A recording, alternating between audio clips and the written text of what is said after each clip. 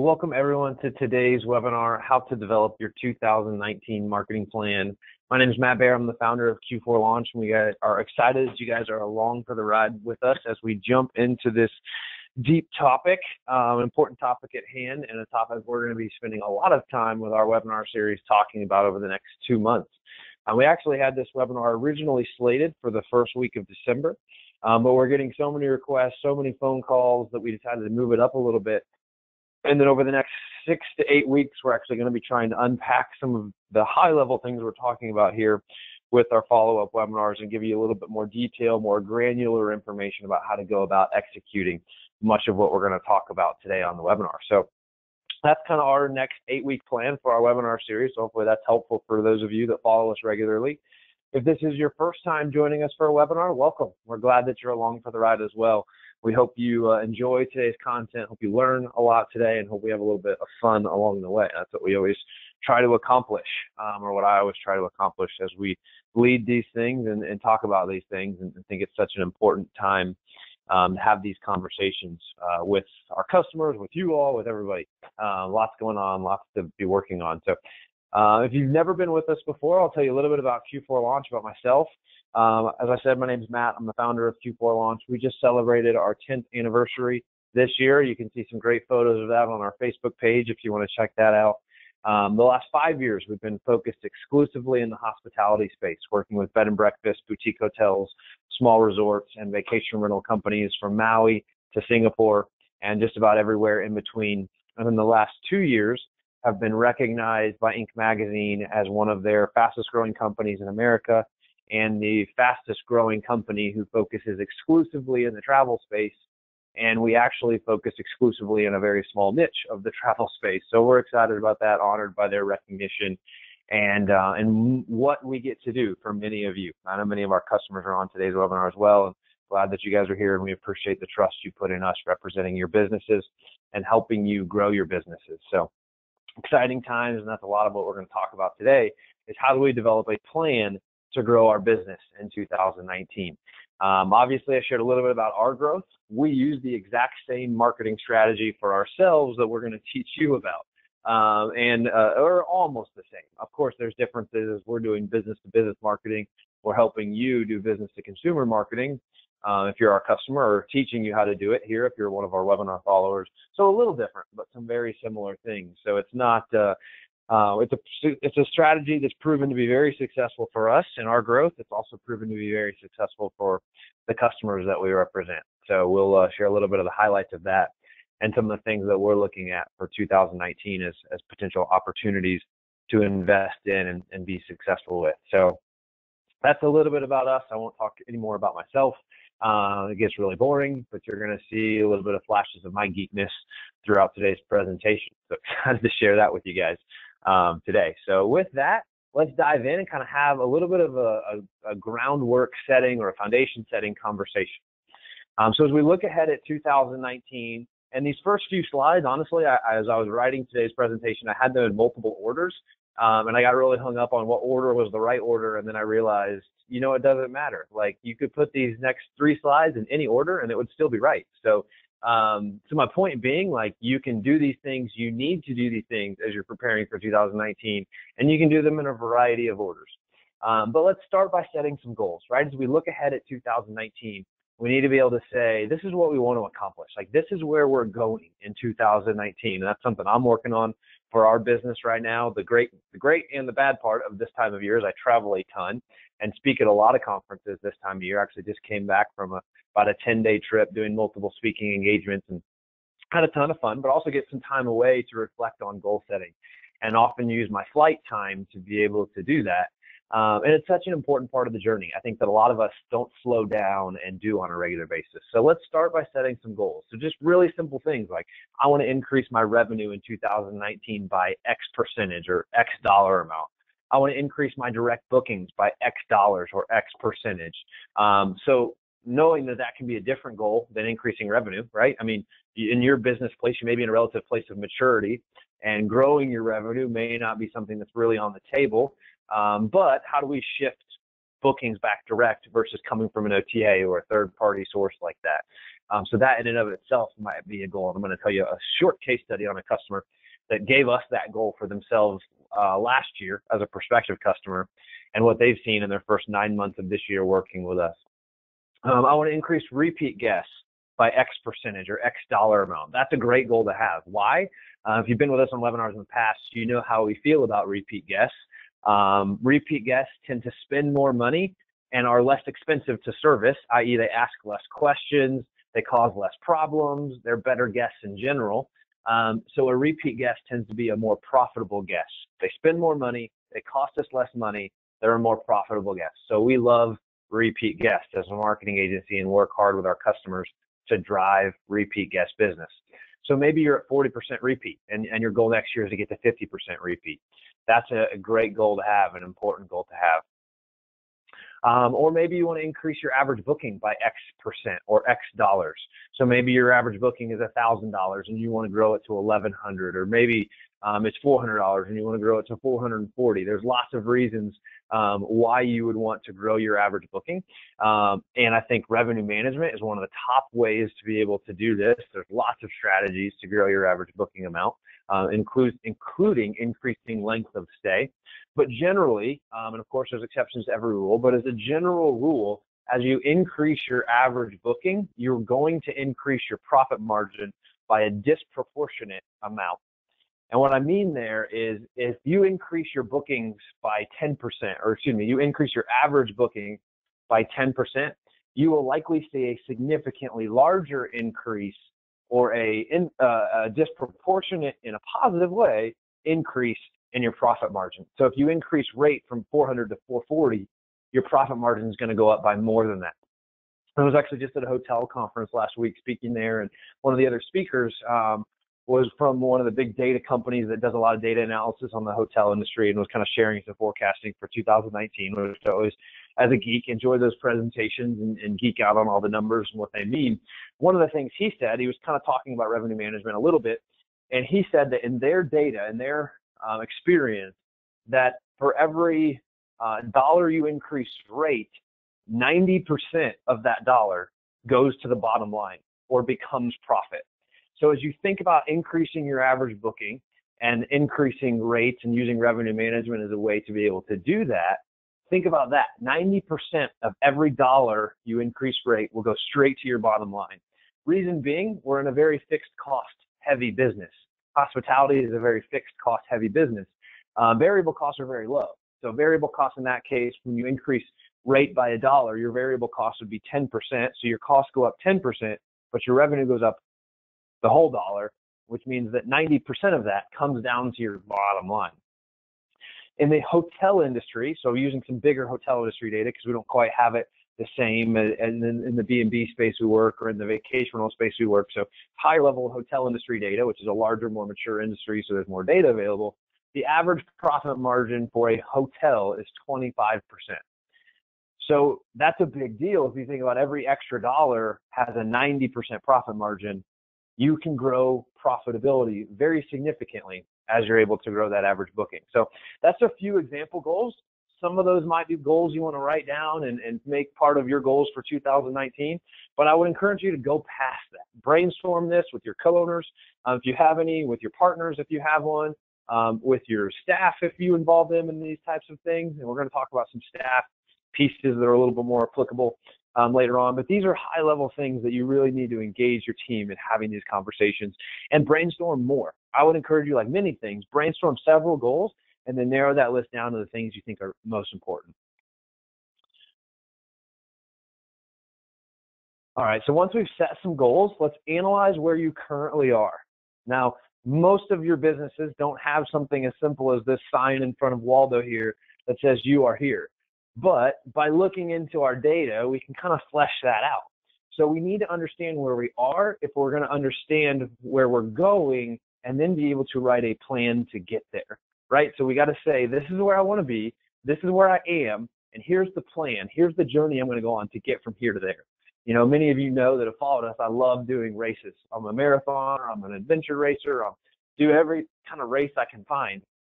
One of the things I love about doing adventure races is that they tell you where you are, essentially, and they tell you where you're going, but they don't tell you how to get there. That's part of the adventure. That's part of the journey, as opposed to a marathon where every single turn in a marathon is marked, hopefully. Sometimes that's much to the chagrin of marathoners is when the turns aren't marked and you miss one. Been there, done that. But what I love about the adventure race and what I love about business is the journey and figuring out where do I turn? What's the best way to get from here to there is one of the things I love about the entrepreneurial journey. But as you're doing that, you've got to figure out where you are. And I've been in those races. I've been in those moments in business, and I've been in those actual races where we're running so hard, we're going, and at some point you think you're one place, and you realize you're not actually where you thought you were for various reasons in business, for much simpler reasons in a race. But as you're mapping your route, and many of you probably had this experience before GPS was invented. I was joking with somebody about how different travel is since GPS has been invented. But you have that experience where I thought I was here on the map, but in reality, I'm not where I thought I was. And it's so important this time of year to pause and analyze where you currently are to say, am I where I thought I was going to be? And do I really understand where I am in my business? And there's lots to unpack in that conversation. Like that could be its own hour-long presentation. But a really important thing to do that I don't think many of us probably take the time to stop and do well. So I'd encourage you in this season, maybe where things are a bit slower from a guest check-in perspective, to take some time and pause and analyze where you are. Some easy questions to answer. My 2018 revenue is or was blank. Forecast kind of that out so you kind of know where you are. Obviously, we've got a little bit of time left in the year. My direct bookings are X% of my total bookings. Repeat guests make up X% of my total guests. My average booking is X. So obviously some examples there that connect into the goal setting we just gave you. But think about that. That list goes on. And think about what that represents in your business. And analyze where you currently are so you know ultimately how to write the plan and strategy to get where you're trying to go. All right, and then as you're thinking about that, we talked about this is where I want to be. We talked about analyzing where we are. Then the fun part, sit down and brainstorm multiple strategies to contribute to each of your goals. So within each of those goals, and this list could have gone on and on and on, so I actually cut it off probably shorter than I should have, but the point was each of those goals is going to have multiple strategies that can help you achieve them. And then within each of those strategies that you're brainstorming, and I love whiteboards, part of my geekiness, but put it up on a big whiteboard, put your goals out there, maybe at the top, talk about where you are along the bottom. And then as you're brainstorming these things, in the middle of that whiteboard, you can brainstorm different ideas you have, and then using lines and thought bubbles and various other techniques to do brainstorming, you can draw paths between this strategy is going to fit into my marketing plan here or my business plan here to help me get to here, and being able to kind of move along that journey as you're working to help get there. So lots of things to unpack there, but don't say, but one of the big takeaways I wanted you to have on this was to understand that to get where you're going is going to take multiple strategies, and multiple strategies will support and line up to some of the same goals. So for example, sending more email marketing next year, which I would love for all of you to do. Very, very successful strategy in most cases. That strategy actually supports many of those goals that we talked about.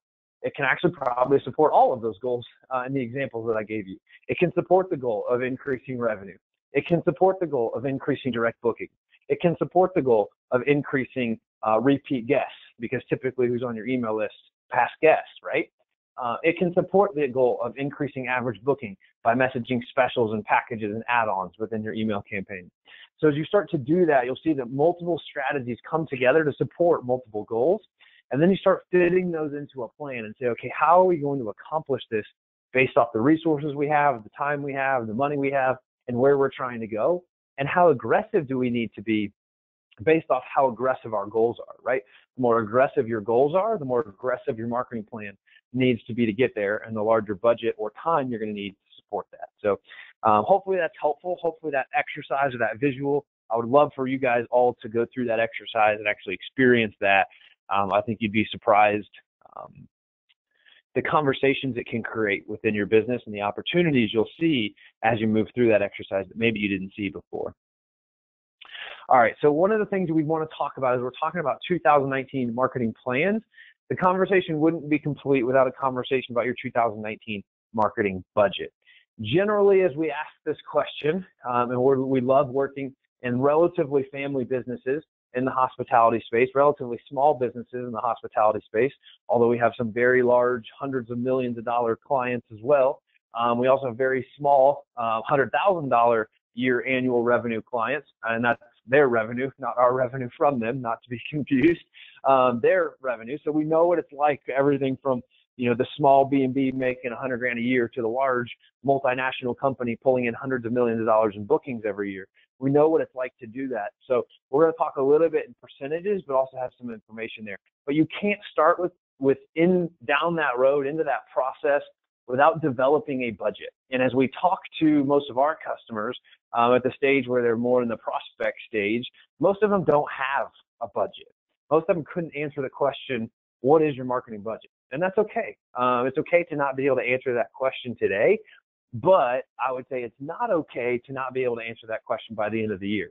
That's one of the reasons we moved this conversation up into early November, so that you can have time to start setting those things in place, setting some goals, setting some budgets to help you accomplish those goals. But you have to have a realistic idea of what your budget's going to be able to go after those.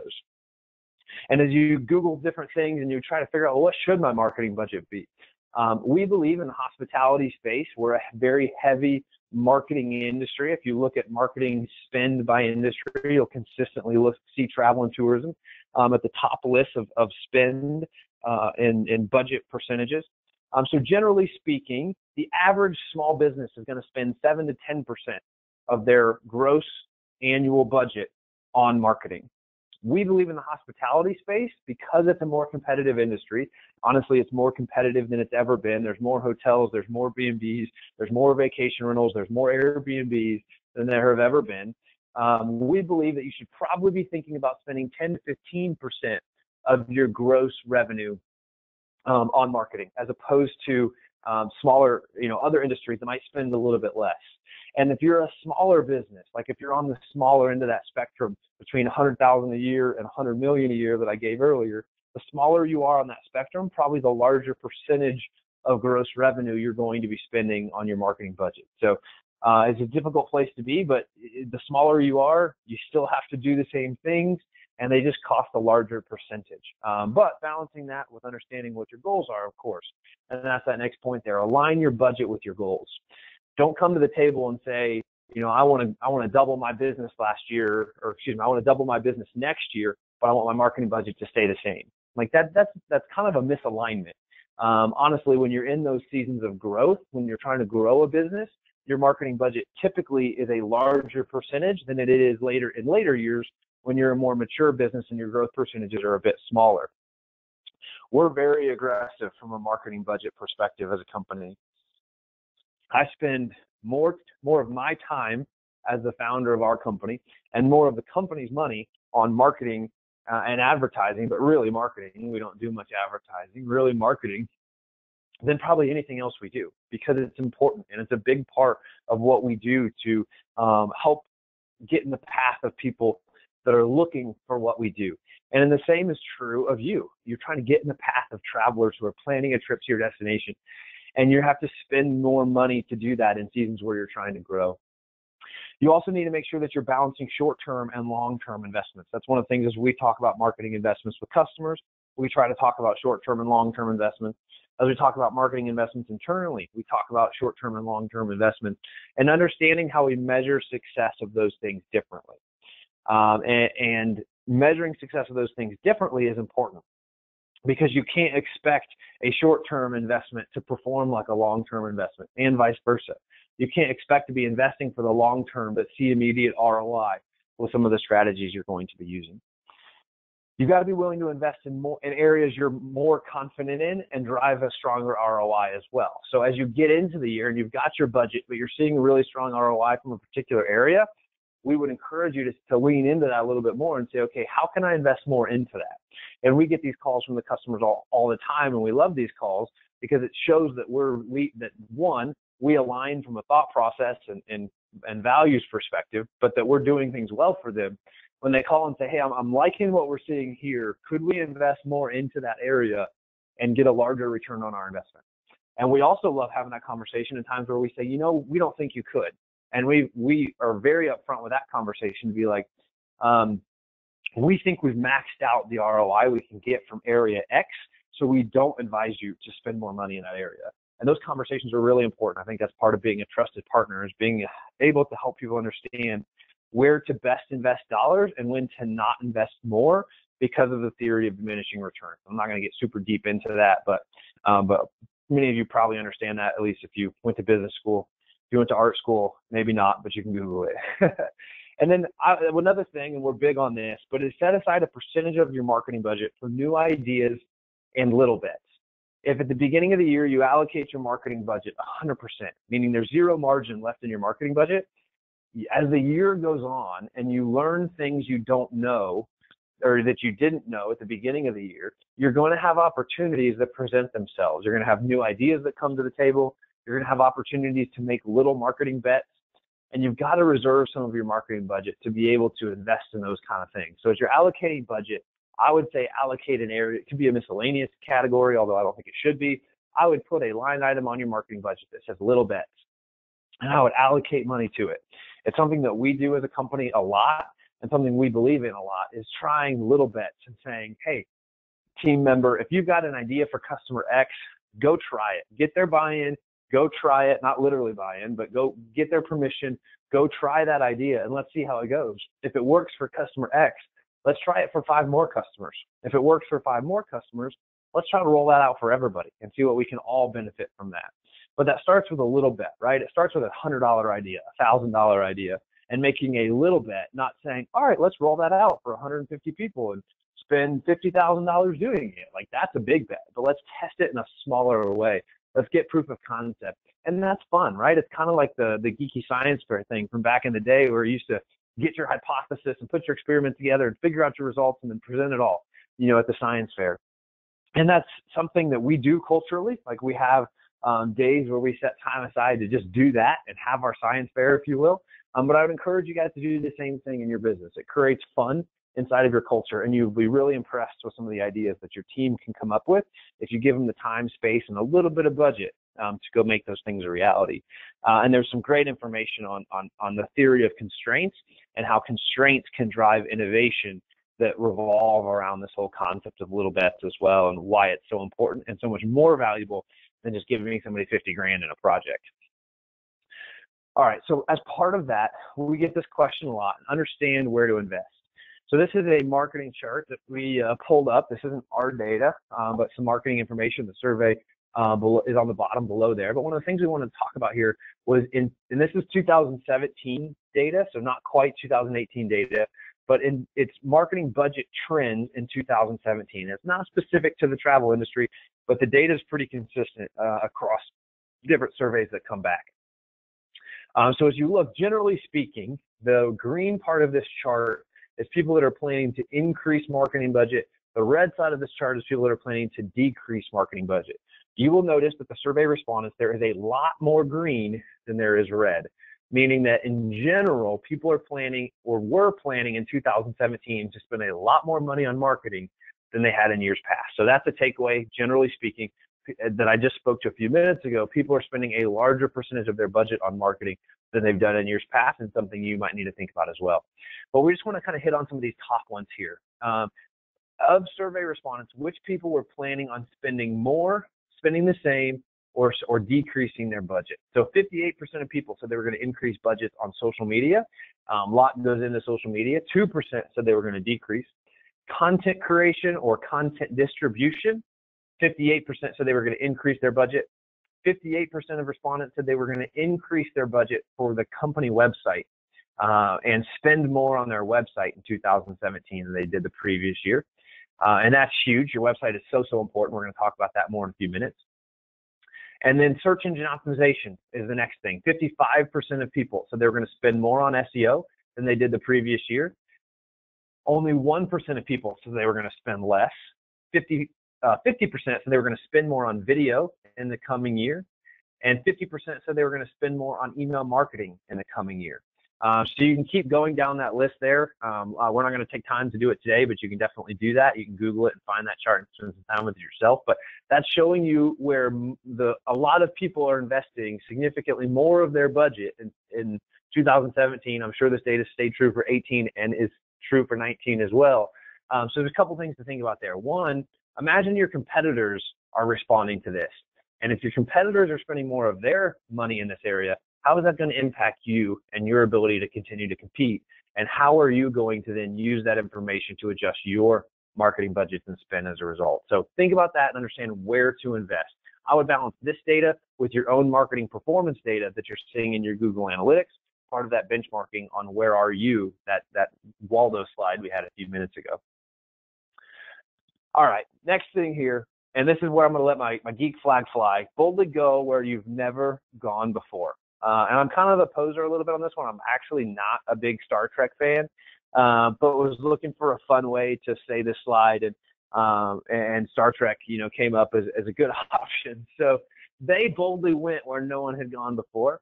And in your marketing in 2019, I would encourage you, I would challenge you to say, be willing to go where you've never gone before. Be willing to try some marketing ideas you've never tried before.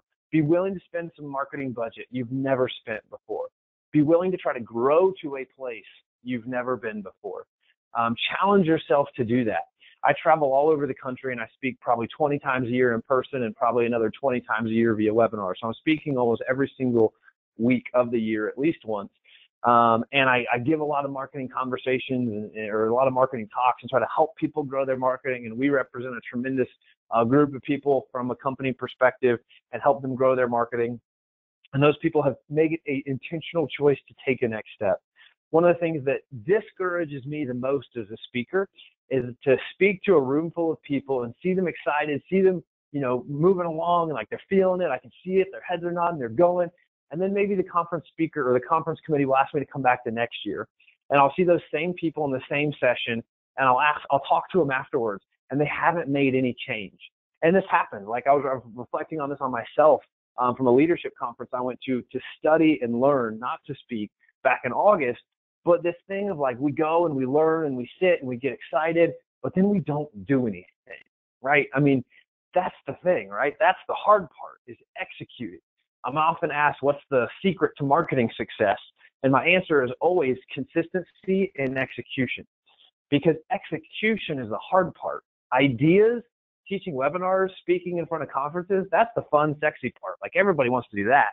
But to get back and actually execute, put your nose to the grindstone and say, we're going to do this. We're going to execute on this strategy day in, day out, good times and bad, sunny days and rainy days, we're going to execute. That's really, really hard. But you have to take that step and say, I'm going to go where I've never been before, and this is the journey I'm going to be on. This is the strategy I'm going to have to try to get there. So if you're on our webinar series all the time and you're learning about strategies, you get excited, you get inspired, but at the end of the day, you just don't do anything, make 2019 different. Commit to making 2019 the day you do something about it. Or excuse me, the year you do something about it. But don't wait to 2019 to start. If you wait to 2019 to start, you're going to get busy when the year starts. Like the things kind of slow down this time of year, and then they get crazy busy after the beginning of the year all over again. So use this time where things are slowing down a little bit to set time aside, make some decisions, make some commitments to doing things you've never done before. And we'd love to join you on that journey as well. This is a lot. Like it's a lot to do. It's a lot to try to wrap your head around. It's a lot to become an expert on. So be reasonable with yourself and be realistic with yourself. Can I do all this myself? Do I have somebody on my staff who has capacity and expertise to do all this themselves? Or would I be better off to rely on a partner that I trust that has the expertise to do this for me and help me work together to get where we've never gone before? So whichever of those three buckets you find yourself in, whether it's going to be you, it's going to be somebody on your team, or it's going to be a partner that you bring in to help you with some of these things, be realistic about yourself or be realistic about that and plan that into your strategy, but don't do nothing. Don't get inspired. And at the end of the year, at the end of the month, at the end of the week, at the end of the day, have made no progress.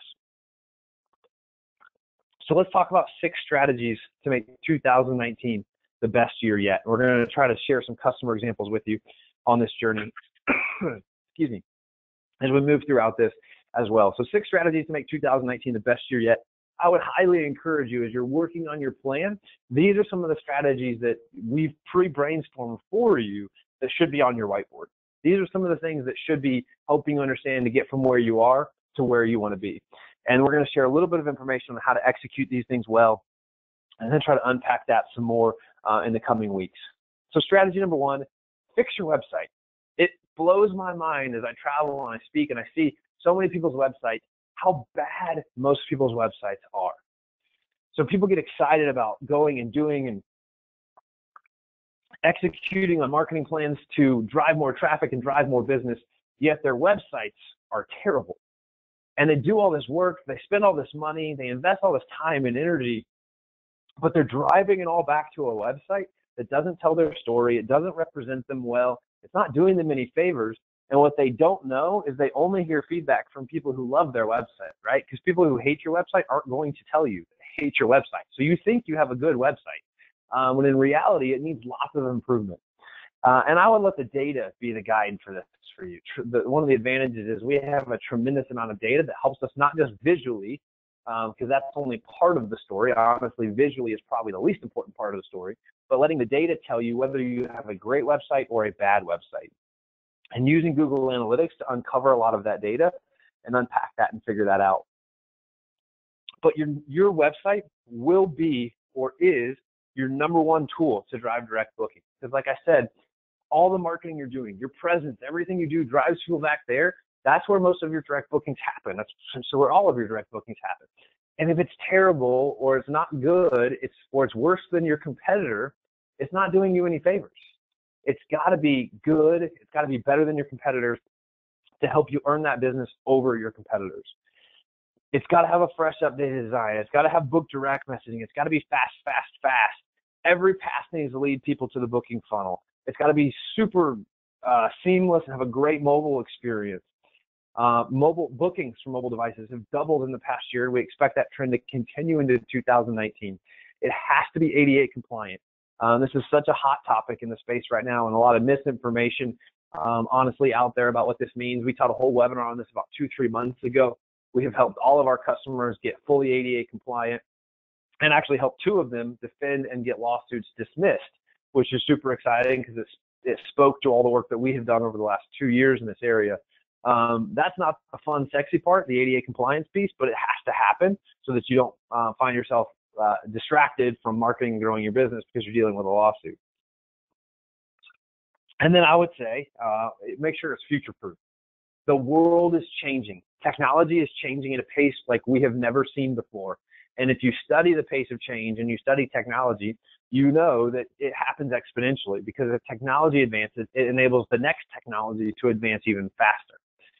So the idea that you can launch a website and then 3 years later, 5 years later, 8 years later, launch another one, that's going away. That whole concept is going away. It's not what Google wants to see, but it's becoming a lot more like the software industry, where instead of relaunching every 5 years, you're essentially releasing updates to it on a regular basis, and trying to make it better all the time. One of our core values as a company is to get better every day. And through our future-proof website platform, that's what we've helped our customers do with their websites, is to get them better every day. So if doing a new website is on the list for you in 2019, we would highly encourage you to think about how do we do this differently than we've done it before. And we'd love to have a conversation with you about what it looks like to have a future-proof website. So feel free to drop a message in the chat panel if that's you, or email me. You all have my email address, or call me. We'd love to talk to you about that and what that looks like. But this is going to be such an important part of your success in 2019. Before you go spending time, money, energy, and driving more traffic to your website, make sure your website is working really, really hard for you. Your website should be your best salesperson, working 24 hours a day, 7 days a week, not calling out sick, not taking off Christmas, making it work hard for you all the time.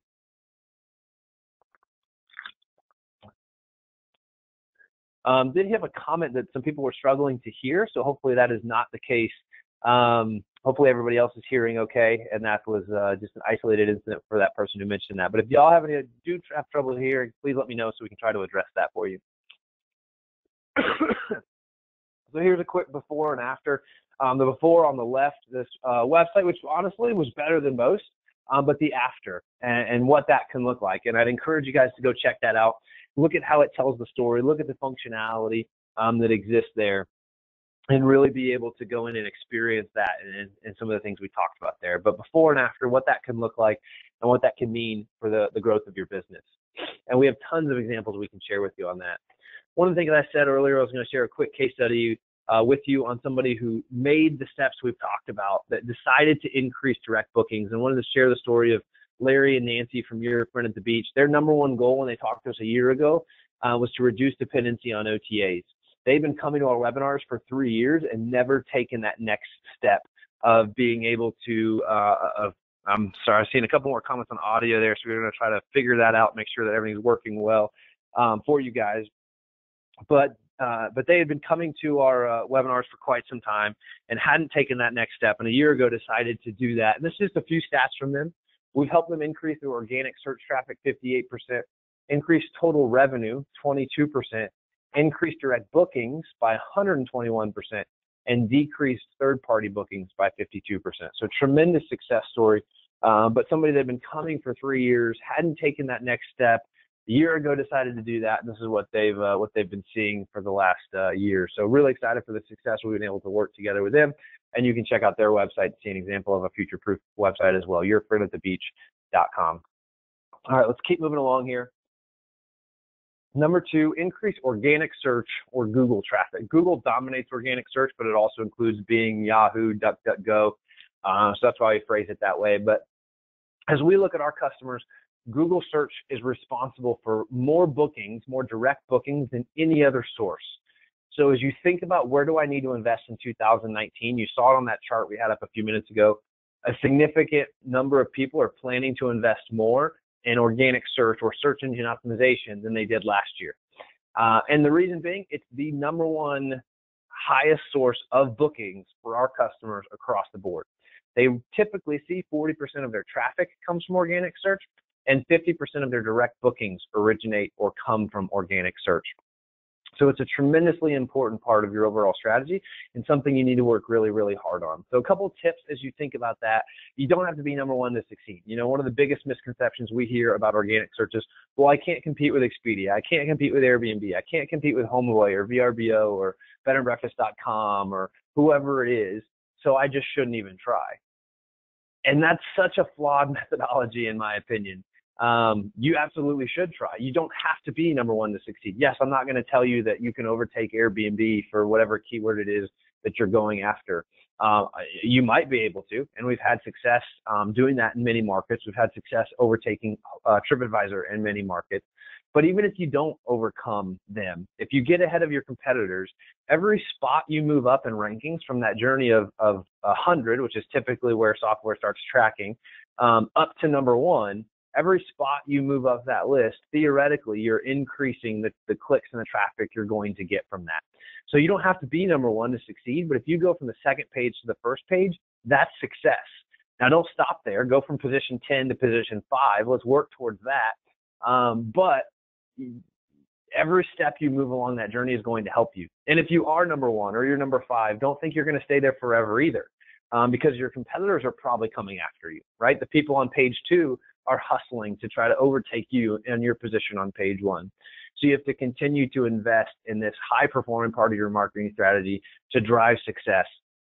One of the great things about organic search success is that it pays dividends for years to come. I was just having a conversation yesterday with somebody about the difference in paid Google traffic and organic Google traffic. And I said, if we need a shot in the arm, an adrenaline shot, we need some bookings now, paid is going to be the number one way for us to get there. But if we're trying to invest in long-term success, investing in organic is what's really going to help us get there in the long term. And that's one of those things where, back to my slide a few minutes ago, think about balancing short-term investments and long-term investments. Organic is an investment in long-term success, but drives very little immediate success. Whereas pay-per-click is kind of the opposite. It's an investment in short-term success, but sacrifices long-term success to get there. So balance those things out. We have seen tremendous change in Google, or from Google, in 2018, which is no surprise. They're changing all the time as well. They're probably changing more than anybody else. And we expect to see continued change into 2019. So if this is an area that you've kind of taken the ostrich approach and just kind of buried your head in the sand and said, well, I hope everything works out, I guarantee you're leaving money on the table, and you're losing traffic from a very important source of traffic, the number one most important source of traffic. When people are planning a trip, when people are looking for a place to book, the number one thing they do is turn to Google. Before any other website, the number one thing they do is turn to Google. I believe the statistic is like 90% of all people looking to make a trip start looking on Google, which is a massive statistic. That includes people you think are repeat guests, right? That includes people that already know your domain name. The number one place they start is looking on Google. So you need to make sure this is planned into your 2019 marketing strategy, and expect lots of change here. We're going to teach an entire webinar on this probably in the coming weeks or months. So definitely watch for that in your inbox and make sure you tune in for that webinar. Number 3, invest in Google or Bing ads. So I just kind of set you up and said maybe don't. I said it's a short-term investment, but it can drive tremendous ROI. And I'm going to give you some things to think about with Google ads in your 2019 marketing strategy. One of the things, or some of the things we love about pay-per-click, our customers see an average of 10 to 20x return on ad spend, meaning every dollar they spend on Google or Bing ads, they get 10 to 20x back in trackable ROI. So we love that about pay-per-click. It's much easier to track ROI from pay-per-click than many other sources. We can fluctuate budgets based on booking windows and available inventory, pace reports, lots of things. So we can fluctuate budget on pay-per-click very easily, or paid ads very easily. It's a faucet we can turn on and off, which kind of connects into that. We can adjust and fluctuate budgets very easily. But you can turn it on when you need bookings, if you're behind pace or seasons that are heavy from bookings. And if you find yourself booked up and your booking window's kind of closed, you can turn your budget off and not spend money there. So that's a great piece as well. Some of the things we hate about pay-per-click, first and foremost, that people suck at it. Like, I'll just be honest. I don't sugarcoat things much, despite the fact that I'm from the South. People suck at pay-per-click. Agencies primarily suck at pay-per-click. People that are trying to do it themselves suck at pay-per-click. Like 90% of people we see suck at pay-per-click.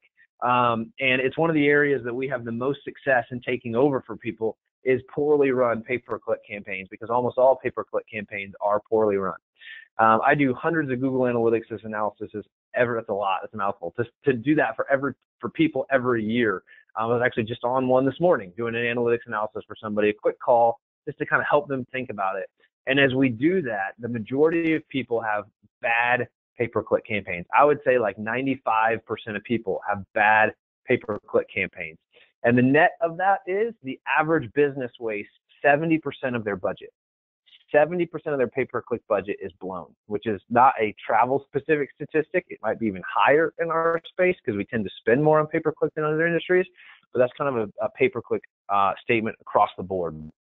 Some of the other things we don't like about pay-per-click is it creates zero residual value. It is 100% a transactional relationship unless you have a strategy, a very intentional strategy to convert those people into repeat guests. Then there's some residual value in that repeat guest. But for the most part, unlike organic, where you're earning your way there, it's 100% transactional. You turn the ads off, you stop getting clicks, you stop having value. That's how it works. The other thing we hate about it is it's getting increasingly competitive and expensive, and Google is designing everything they can around making more and more money off of this platform. So if it's a big part of your marketing plan right now, you need to plan to increase your budget in 2019 just to maintain your status quo.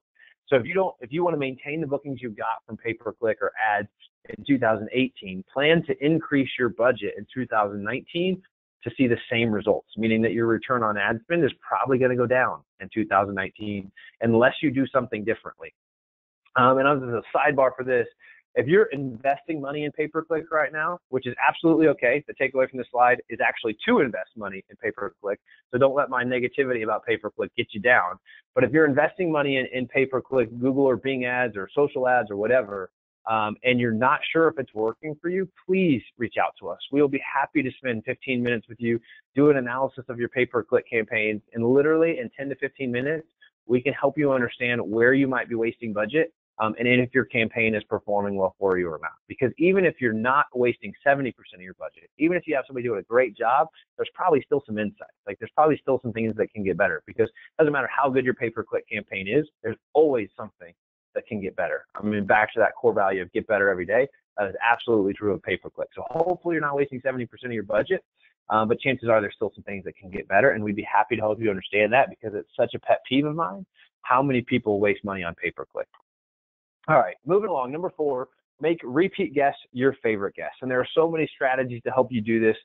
We do work with the residences at the Ritz-Carlton and Grand Cayman. So a little example there, but email marketing is one of the top ways to make repeat guests your favorite guests. And I shared earlier how email marketing can be a strategy that can support so many of your high-level goals. But as we talk about email marketing, we talk to people about where they're investing marketing time and money. Email is actually the place that people spend the least amount of time and least amount of money from a marketing perspective. Typically, as we survey people, less than 50% of people, or less than 50% of marketers or business owners are sending email marketing out on a regular basis. Yet it has the highest ROI of any marketing medium, and that's study after study after study proves that to be true. The highest ROI of any marketing medium is the most underutilized of any marketing medium. So a little bit backwards, but that's the way it works. And if you've been on our webinars in the past, you know how we feel about that. But you have a database of people who are most likely to do business with you in the future. So use it. It's a tremendous opportunity. Make sure you're balancing book now messaging with destination-oriented content. Don't just sell, sell, sell. Don't just coupon, coupon, coupon. Make sure you're giving people a reason to come visit you. Make sure you're sharing destination-oriented content. Think about marketing automation and guest lifecycle emails in 2019. This can be a tremendous way to create marketing automation that just runs, that every time you have a guest check out, they get this marketing automation campaign that connects into their life cycle. And we love marketing automation. It just makes things work so much more smoothly, and it's the right message at the right time to the right guest. So tons of things you can do with guest life cycles and marketing automation in such a growing area right now in the marketing space. And then run special offers and packages for repeat guests. Think about value adds to this audience that you can thank them for being a loyal guest and give them some type of value add to get them to come back and book with you again. So maybe not a discount, but some other type of value add to kind of sweeten the deal for them and make them feel appreciated as a loyal guest. All right, so we're going to keep moving right along here. I wanted to share one case study with you on this. And this is a case study of a customer of ours that drove $400,000 in direct bookings last year via email. $195,000 was actually tracked in e-commerce bookings. They get slight majority of their bookings by phone, so we assume about 200,000 additional bookings came by phone. So they invested $9,000 in email marketing this year and netted a $400,000 in bookings, which is a 45x return on investment. Show me another marketing medium that can give you a 45x return on ROI, and I will say invest all day long. Like anything that can provide that kind of ROI, I will invest in that all day long. I shared earlier that our average pay-per-click campaigns are getting a 10 to 20x return on investment, and that beats the industry average. The industry average is kind of about probably a 5x return on investment, so we're beating the industry average by a matter of 2 to 4 times with pay-per-click. Email marketing is even stronger, like 2 to 4 times stronger than, email marketing is even stronger than pay-per-click. So why people aren't doing more of it, I don't know, but it's a tremendous opportunity to drive bookings. All right, number 5, use OTAs for guest acquisition, and then develop a direct rebooking path. Some of the things that we talk a little bit about, talking more and more about lately. But think about OTAs as a guest acquisition strategy. A lot of people, when Groupon and Living Social came out years ago, said that they were going to be a guest acquisition strategy and they were going to wow them with customer service to bring them back. Heard that from a lot of our customers 5 years ago. I don't think very many of them still feel that way. And part of that is because of the Groupon and Living Social audience that it attracts and some other things. And that's what they will tell you. No offense to them. They will tell you that it's Groupon and Living Social's fault. When in reality, it might be a marketing problem. It may be that they didn't have a strategy to bring those people back again. And the same is true of OTAs or online travel agents like Expedia and Booking.com. If you're using them to acquire a guest at 20%, right, that's kind of the average OTA commission. So you're willing to pay them 20% to bring you a booking, bring you a guest. That's a lot of money, but okay. How are you going to nurture that guest to bring them back? It has to be more than just great customer service.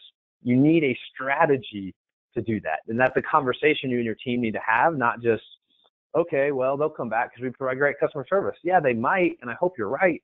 But think about how many marketing messages they're inundated with. I think the stats, like the average American consumer sees over 1,000 marketing messages a day. So you're going to rely and trust the great service you provided to overcome 1,000 marketing messages a day. Just going to tell you that that's probably not going to work out. So you really need to think about that person and develop a rebooking path, develop marketing automation, develop guest life cycles to guide them to making rebookings with you. And this can be a tremendously successful part of your strategy. All right, number 6, and I'm going to wrap up on this one. And then we've got a lot of questions in the chat panel here. So we're going to get to the questions as well. But get more 5-star reviews. I talked about the importance of search. We are seeing more and more correlation between companies that are getting great 5-star reviews and having great success getting reviews online and succeeding in the search engine optimization side of things. So success in getting 5-star reviews is driving success in getting great organic placement and traffic. And we also see a correlation between people who have the highest online reviews and the best online reputation and seeing the highest conversion rates on their website. And think about that, right? You might say, okay, well, what's that correlation? What's that like? But think about your own behavior. Like I think we often forget about the fact that we're consumers too. And when we book travel, and my wife and I are planning a trip up to New York for Christmas, or we're trying to figure out the whole babysitter thing. Many of you know I've got a 3-year-old and almost 1-year-old, so we don't get away a whole lot, but hoping to make that happen.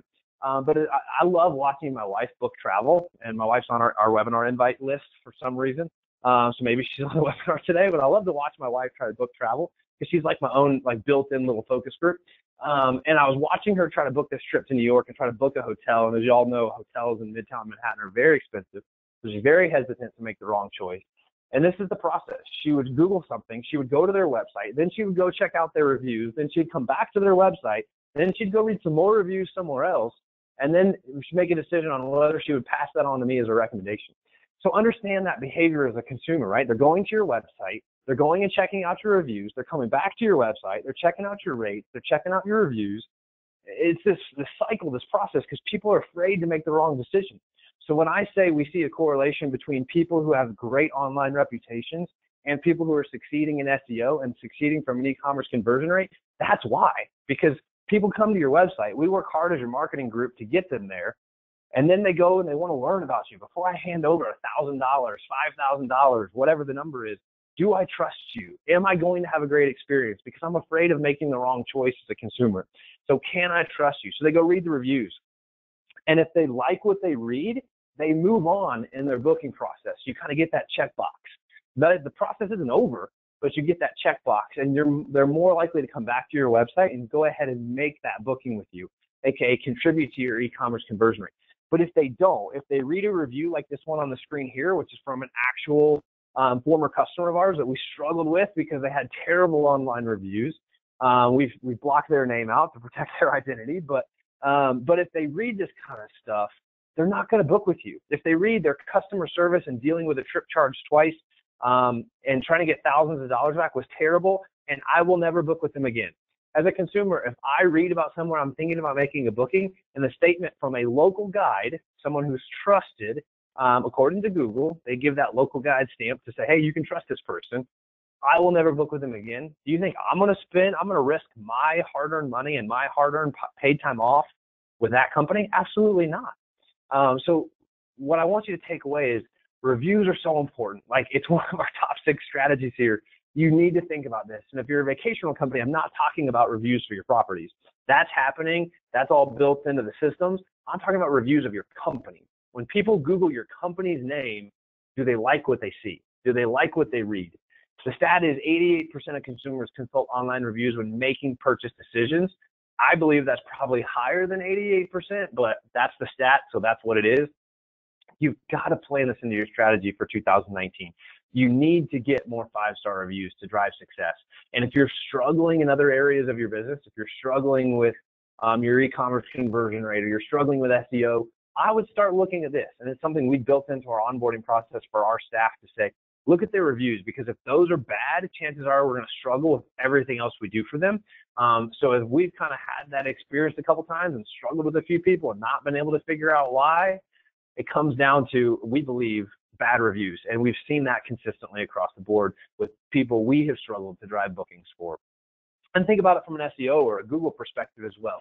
Google's #1 goal in life is to, when someone searches, find the website that's the best answer for that search, or find the company that's the best answer for that search, and put that in front of their searcher.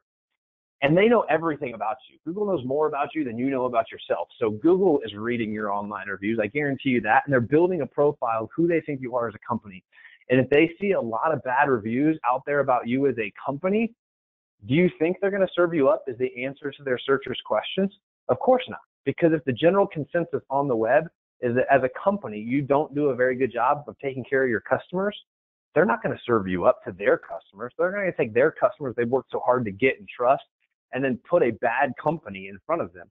Just think about your own area. Like, in your destination, would you refer a restaurant you know is bad? Would you refer somebody to go to a restaurant you know the food is bad? No, of course you wouldn't. Because you know your customer would be frustrated with you after they had a bad experience. The same is true of Google. They're not going to refer websites to people that they think have a bad reputation. It's just not going to happen. So it's such an important part of your strategy for 2019. No, I spent a lot of time on that, but this is a company we work with, Seaside Vacations in North Myrtle Beach.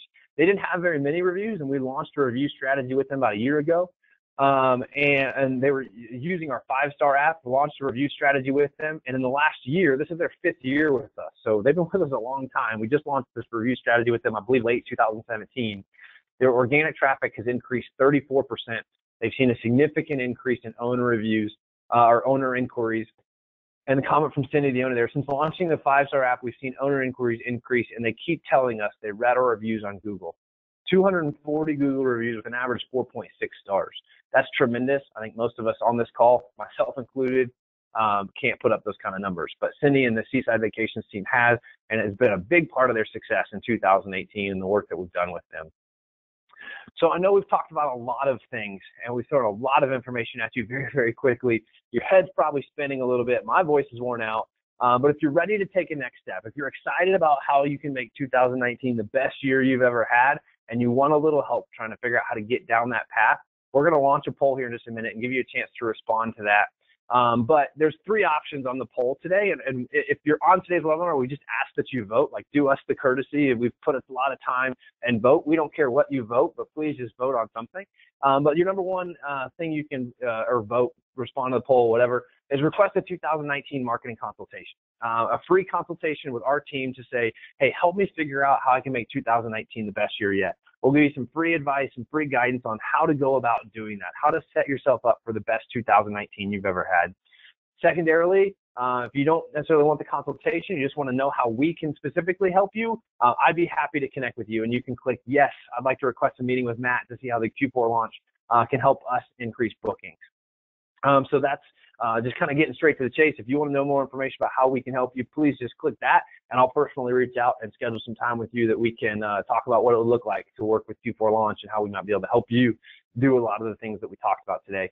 And then the third option there, no thanks. Like, hey, I think I've got this. That's a totally acceptable option to check as well. And if you don't need help, we would encourage you to check that option rather than just not vote. So simply click no thanks. And we won't reach out to you about anything. Just helps us kind of know and be able to move things along. GoToMeeting does encourage us to get about 70% of people to vote on polls before we close the poll. So if we can get a few more people to vote, that will help us get there. But yeah, real quick recap. Your 3 options. Yes, I'd like a free 2019 marketing consultation. Or yes, I'd like to meet with Matt on how Q4 Launch can help me. Or the third option, no thanks. And as we're waiting on the last few people to vote on that, we've got a lot of questions in the chat panel, but if you do have questions, I'm going to answer as many of those questions as I can here in the chat panel. Please drop your questions in there, and we'll get answers to those questions going here just momentarily.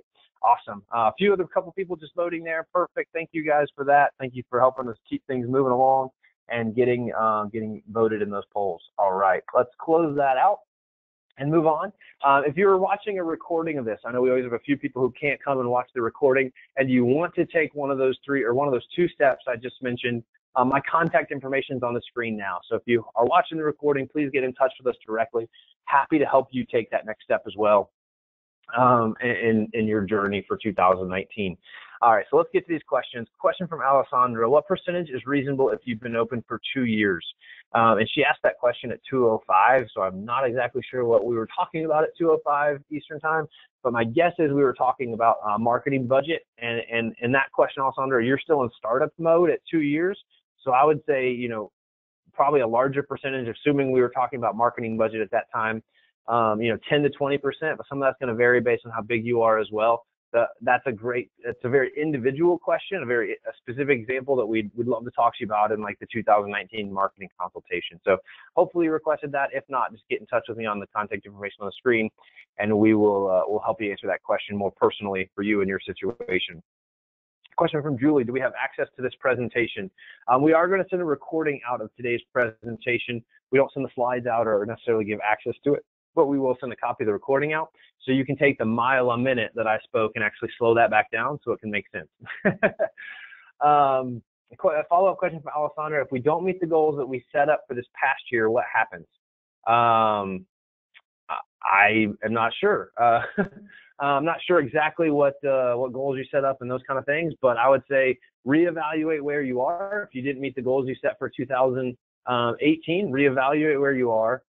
Figure out, were those goals realistic and why did we miss them, and then reset goals for 2019. You know, there's some very aggressive goals we set as a company that we meet, and there's some very aggressive goals we set as a company we didn't meet. But then we assess why and then figure out what we need to do differently for next year as a result of that. So hopefully that's helpful for you. Long question here. Looking forward to following up with your team. Awesome, cool, thank you for that. We look forward to following up with you as well. Several comments: people can hear me great, which is good to hear. Thank you for sharing that with me. Question on: do we handle PPC for customers that don't use your other services? That's kind of on a case-by-case basis, so definitely reach out to us directly on that. If you have questions about specific services, please reach out to us directly. We'd be happy to answer those for you. Another question here: didn't the GDPR affect email marketing?